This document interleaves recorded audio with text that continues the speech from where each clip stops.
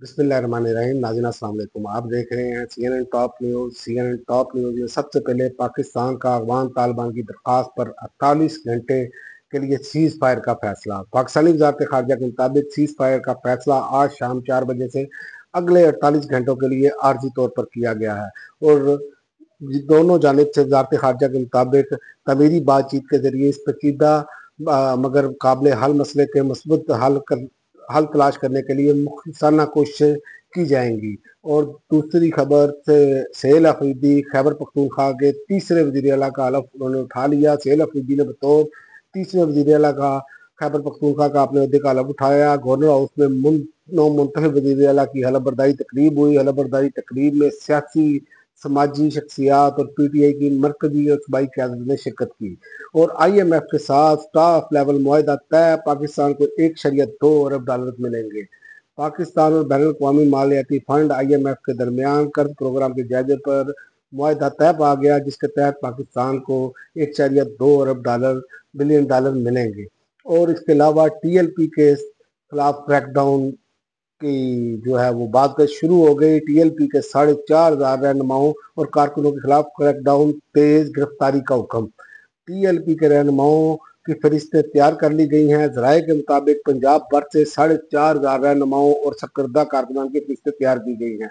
IG Punjab doctor Usman Anwar ने 4,500 रहनुमाओं और कारकुनों की फहरिस्तें CCPA लाहौर समेत पंजाब के तमाम RPS को भिजवा दी हैं और अली मीन गंडापुर का नाम ECL से निकालने की दरख्वास्त पर रिपोर्ट तलब। साबिक वज़ीर आला अली मीन गंडापुर का नाम ECL से निकालने के लिए दरख्वास्त पर समाअत हुई। दरख्वास्त की समाअत जस्टिस सैयद अरशद अली और जस्टिस वक़ार अहमद ने की।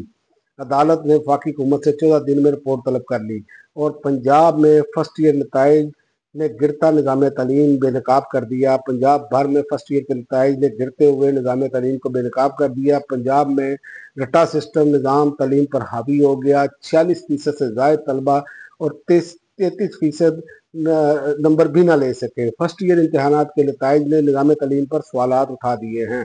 और इसके अलावा तोशाखाना 2 के समाअत कल तक के लिए मुलतवी। इमरान खान के वकला हतमी दलाइल देंगे। समाअत अडियाला जेल में 6 घंटे तक जारी रही।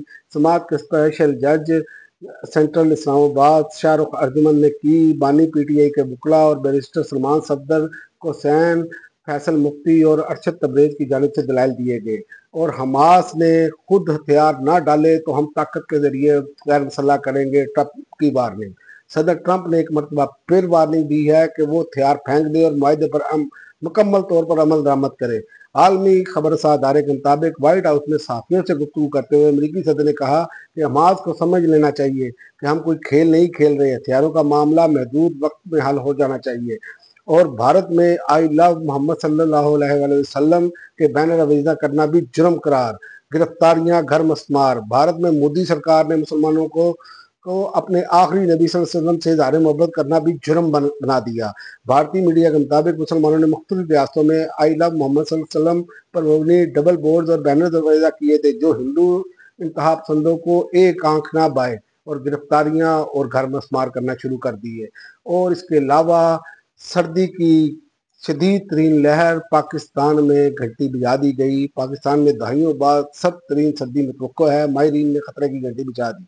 पाकिस्तान में इस साल दहाइयों की शदीद तरीन मौसम सरमा का सामना करना पड़ेगा, जबकि माहिरीन ने कहा लानीना के असरात के बायस गैर मामूली दर्जा हरारत में कमी की पेशगोई की है। अब तक के लिए नाज़रीन इतना ही। अगली वीडियो तक इजाज़त दें।